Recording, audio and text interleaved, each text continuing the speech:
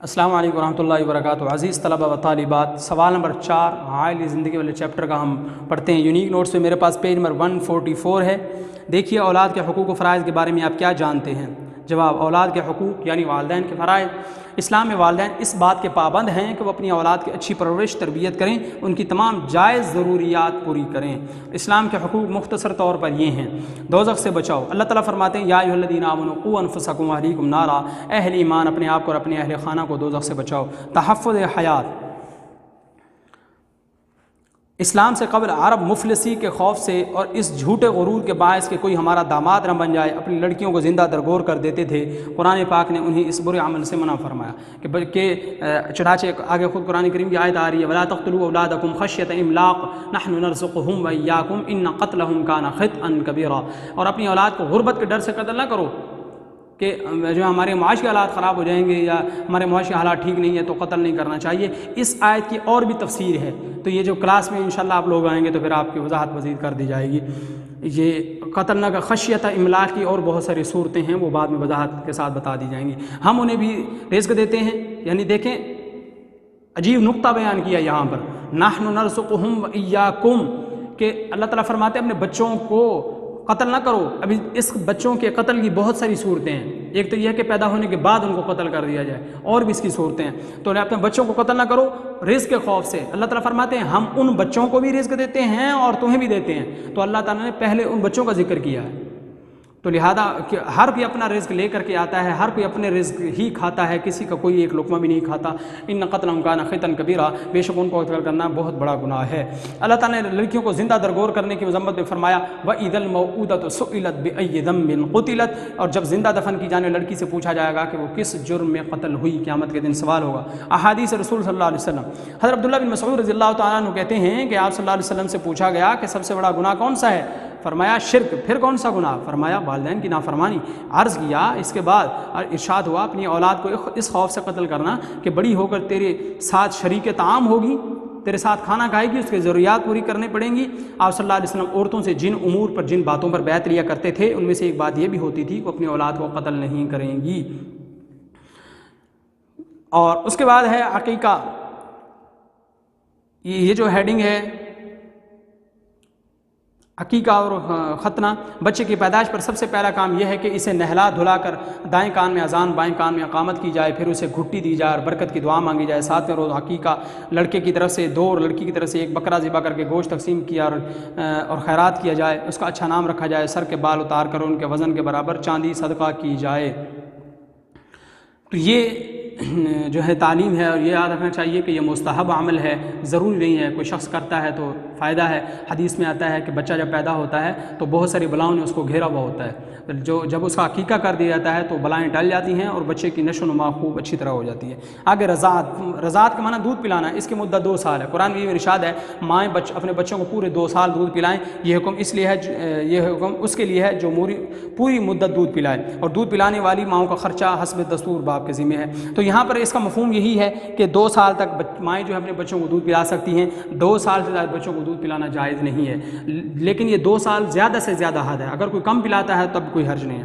تعلیم و تربیت، ارشاد نبی ہے اکرموا اولادکم واحسنوا تادیبہم، اپنی اولاد کی عزت کرو اور ان کی اچھی تربیت کرو۔ اپنی اولاد کو نماز کا حکم دو جب وہ 7 سال کی ہو جائے، اور جب 10 سال کی ہو کر بھی نماز نہ پڑھے تو اسے مار کر نماز پڑھاؤ۔ اولاد کے لیے والدین کا بہترین تحفہ اور عطیہ اچھی تعلیم ہے۔ تو یہ اچھی تعلیم ہے جو انسان بچوں کو بتائے گی ہمارے ماں باپ کا مقام کیا ہے، ہمارے اساتذہ کا ادب کیا ہے، ہمارے بڑوں کا کیا ادب ہے، ان کا کیا مقام ہے، چھوٹوں پر شفقت کیسے کرنی ہے۔ یہ تعلیم ہے جو انسان کو انسان بناتی ہے۔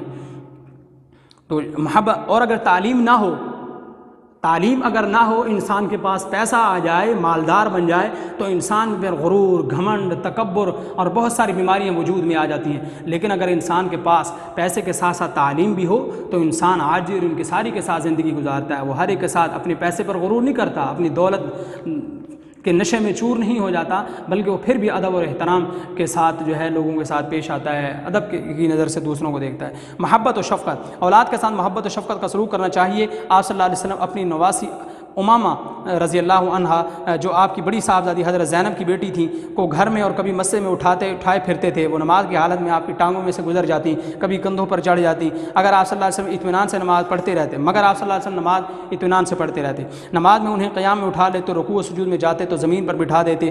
حضور ممبر پر کھڑے خطبہ دے رہے ہوتے تو آپ صلی اللہ علیہ وسلم نے حضرت حسن کو دیکھا کہ گرتے پڑتے آ رہے ہیں, جیسے چھوٹا بچہ ہوتا ہے چلا نہیں جاتا, اٹھ گیا چل لیا تھوڑا سا پھر گر گیا. تو آپ صلی اللہ علیہ وسلم نے ممبر سے اتر کر حضرت حسن کو اٹھا کر اپنی گود میں بٹھایا اور بقیہ خطبہ اسی حالت میں مکمل کیا.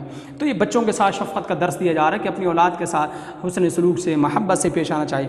ہاں البتہ یہ ہے کہ یہاں تو حضور صلی اللہ علیہ وسلم تھے نماز پڑھنے والے, جو نماز کی حالت میں بچی کھیلتی رہتی تھی, بچہ کھیلتا رہتا تھا اور وہ نماز پڑھتے رہتے تھے.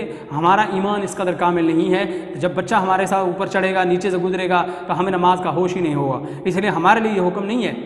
اس بتایا یہاں اتنا گیا کہ محبت کرنی چاہیے بچوں کے ساتھ, احترام سے عزت سکھانی چاہیے. عزت کیسے بچہ کیسے کرے گا جب وہ خود دیکھے گا کہ میرے ساتھ عزت ایسے کی جا رہی ہے, میرے ساتھ برتاؤ ایسے کیا جا رہا ہے, تو پھر بچہ وہی چیز دیکھ کر کے آگے چلے گا.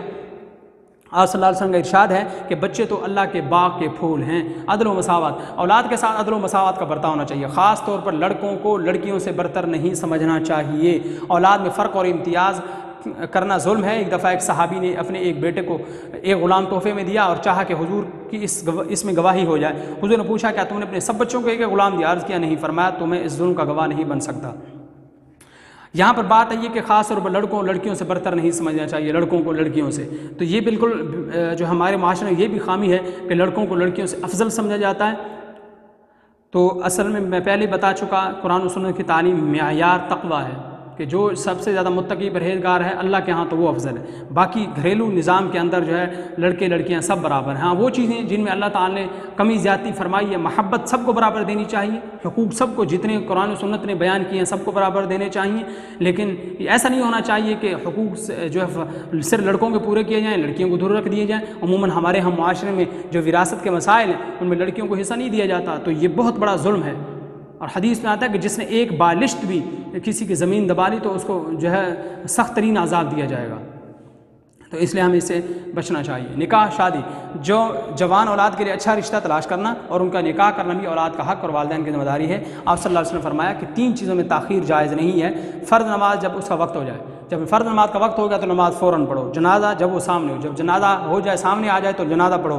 اولاد کی شادی میں جب اس کا مناسب رشتہ مل جائے, اور مناسب رشتہ یہی ہے کہ دیندار جب لڑکی مل جائے اور جو ہے ایک تربیت یافتہ سلیقہ مند لڑکی مل جائے تو نکاح کر دینا چاہیے. اور یہ جو شرائط عموماً آج کل ہمارے معاشرے میں ہوتی ہیں کہ جو ہے جب وہ اتنی خاص حد تک تعلیم یافتہ ہو, پھر اس کی کوئی سرکاری جاب بھی ہو یا اس کی کوئی نوکری اچھی خاصی ہو, وہ خود بھی کماتی ہو, اور پھر نکاح ہوگا, ورنہ ہم ایسی لڑکی کو نکاح میں نہیں لیں گے. یہ فضول باتیں ہیں. قرآن و سنت میں ان کی کوئی حیثیت نہیں ہے. چونکہ ہم نے دین پڑھا نہیں ہے اس لیے پھر ہم اس طرح زندگی گزار رہے ہیں.